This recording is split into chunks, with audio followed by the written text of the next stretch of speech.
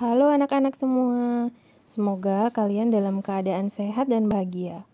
Hari ini Mama akan bacakan cerita dari Provinsi Papua. Mau pilih cerita judulnya Sinsimonyi atau Tifa dan Trompet Bambu. Tifa dan trompet bambu mesin. Katanya Papua. Ini dari Papua tuh ada banyak ceritanya. Kayak apa aja? Mau Sinsimonyi, atau mau Tifa dan Trompet Bambu atau Gadis, kok susah namanya nih, Topeng dan Pesta Roh. mau gadis topeng dan pesta. Susah, bukan gadis itu. Topeng dan Pesta Roh. Topeng dan pesta. Yang itu. Iya itu. Oke, kita pilih ini. Malam ini Mama akan membacakan cerita yang berjudul Topeng dan Pesta Roh. Dengar ceritanya sambil merem ya anak-anak. Topeng merupakan media atau alat utama yang digunakan oleh orang-orang suku Asmat di Papua dalam upacara yang disebut Pesta Roh atau Pesta Topeng. Dalam istilah orang Asmat, pesta ini disebut dengan Mamar atau Bunmar Pokbui. Pesta roh ini bertujuan untuk memperingati roh keluarga dekat yang telah meninggal dunia. Menurut cerita, upacara Mamar bermula dari sebuah peristiwa yang dialami oleh seorang anak yatim piatu. Peristiwa apakah yang dialami oleh anak itu sehingga upacara pesta roh menjadi tradisi dalam suku Asmat? Ikuti kisahnya dalam cerita Topeng dan Pesta Roh berikut ini. Alkisah di sebuah kampung di hulu sungai Sirets di pedalaman Merauke, Papua, hiduplah seorang anak yatim piatu atau yang biasa dipanggil si yatim. Anak itu menjadi sebatang kara karena dusunnya diserang oleh kampung lain, sehingga menyebabkan seluruh keluarganya meninggal dunia. Kini si yatim hidup sendiri di sebuah rumah yang sudah hampir roboh. Hidupnya sungguh memprihatinkan. Setiap hari ia selalu menyendiri karena tidak disenangi oleh warga tanpa alasan yang jelas. Walaupun penduduk di kampung itu hidup makmur, namun tak seorang pun dari mereka yang mau membantu si yatim. Nasib si yatim semakin parah ketika suatu hari ia dituduh mencuri makanan dan barang-barang milik penduduk kampung tanpa disertai dengan bukti. Saat ia mengelak, warga justru hendak menghukumnya. Karena merasa tidak bersalah, si yatim pun melarikan diri meninggalkan kampungnya. Melihat si yatim melarikan diri, seorang warga langsung berteriak, "Ayo, kejar anak itu!" Orang-orang segera mengejar si yatim beramai-ramai untuk menangkapnya. Sedangkan si yatim terus berlari ketakutan masuk ke dalam hutan. Saat tiba di tengah hutan, ia beristirahat sejenak di bawah sebuah beringin yang rindang. Disitulah ia berpikir bahwa kalau ia terus berlari, maka dirinya pasti akan tertangkap. Akhirnya si yatim memutuskan untuk bersembunyi di atas pohon beringin tersebut. Sebaiknya aku bersembunyi di atas pohon ini. Aku yakin mereka tidak akan melihatku, gumamnya seraya memanjat pohon beringin itu. Setelah berada di atas pohon, si yatim kemudian bersembunyi di balik rimbunan daun dan jumbayan akar-akar beringin. Tak lama kemudian orang-orang yang mengejarnya tiba dan berhenti sejenak di bawah pohon beringin itu karena kehilangan jejak. "Hai, lari kemana anak itu?" celetuk salah seorang dari mereka, kebingungan. Penduduk yang lain pun sama bingungnya. Sementara itu, si yatim yang bersembunyi di atas pohon beringin merasa ketakutan kalau-kalau keberadaannya diketahui oleh orang-orang yang mengejarnya. Untung para penduduk segera meninggalkan tempat itu untuk melanjutkan pengejaran sampai ke dalam hutan. Setelah aman, si yatim pun keluar dari persembunyiannya dengan perasaan lega.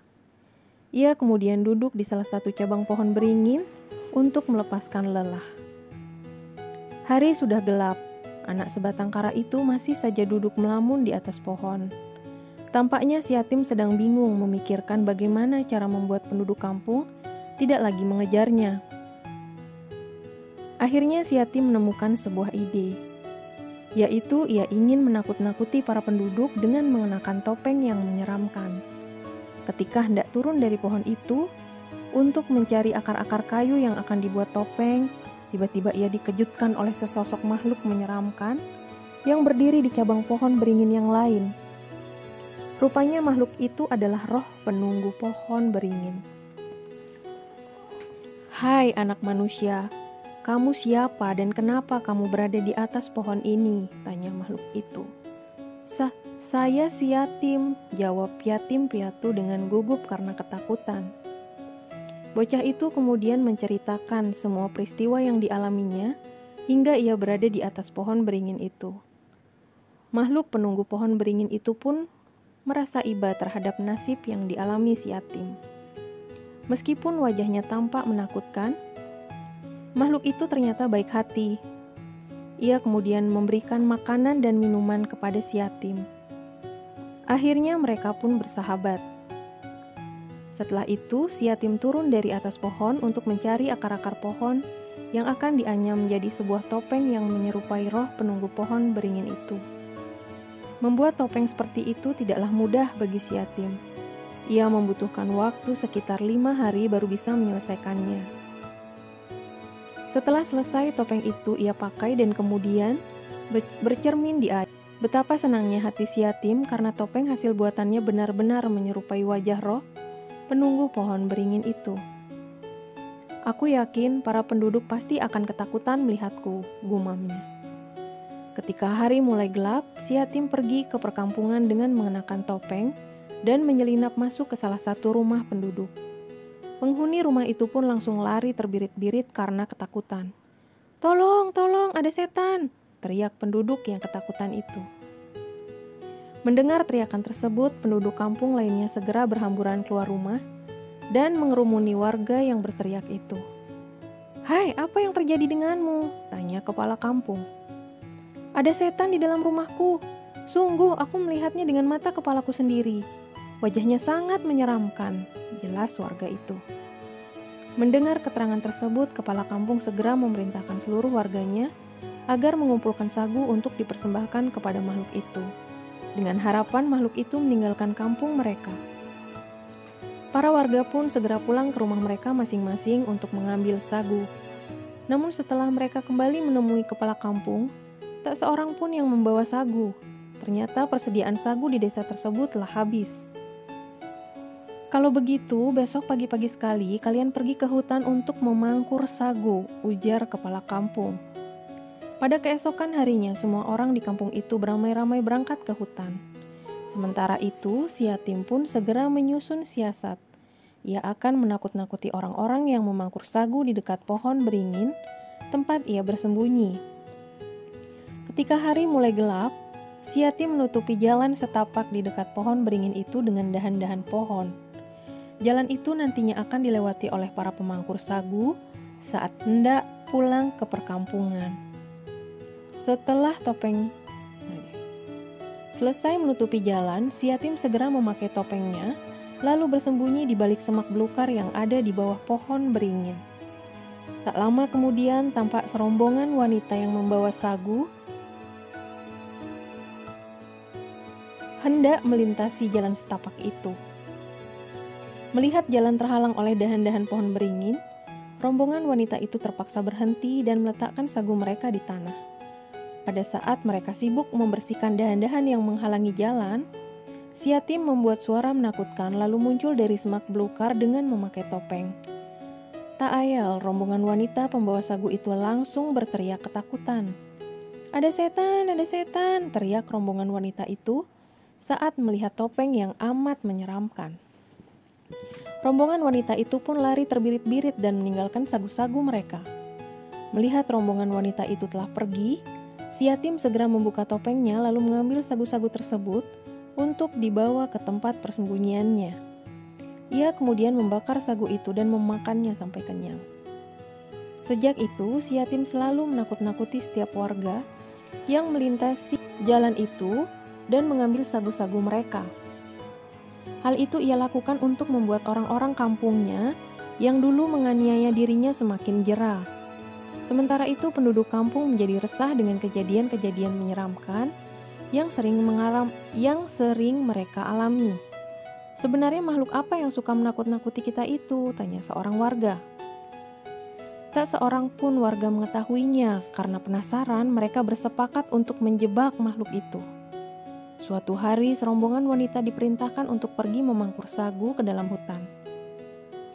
Sementara itu, sejumlah kaum laki-laki yang kuat dan pemberani diperintahkan untuk mengintai makhluk itu saat melakukan aksinya. Ketika para wanita pulang dan menemukan dahan-dahan yang menghalangi jalan, makhluk yang tidak lain adalah si yatim bertopeng itu segera menakut-nakuti mereka. Setelah rombongan pemangkur itu lari meninggalkan sagu mereka, anak yatim piatu itu segera membuka topengnya. Ia tak sadar jika ada sejumlah orang yang mengintainya.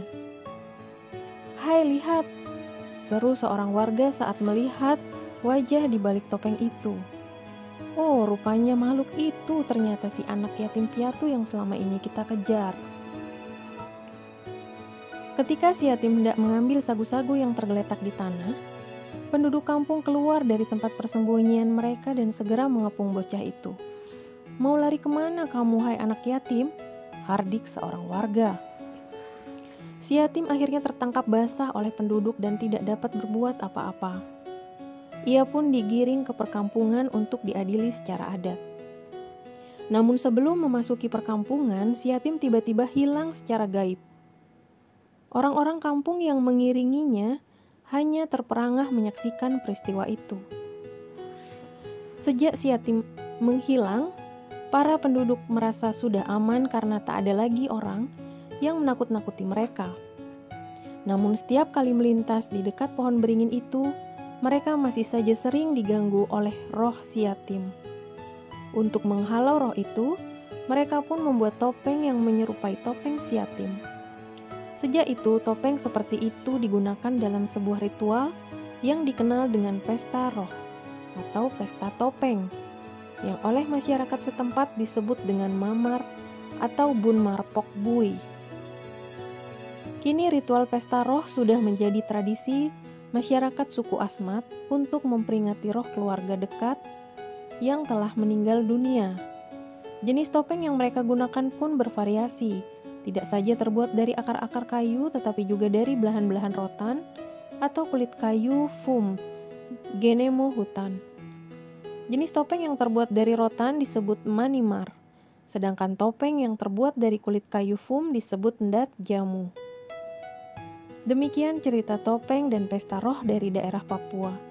Pesan moral yang dapat dipetik dari cerita di atas adalah orang yang menganiaya anak yatim piatu, seperti halnya penduduk kampung dalam cerita di atas, akan mendapat balasan yang setimpal atas perbuatan mereka. Oleh karena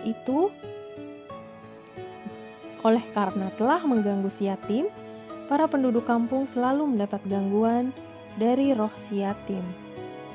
Selesai, selamat tidur anak-anak.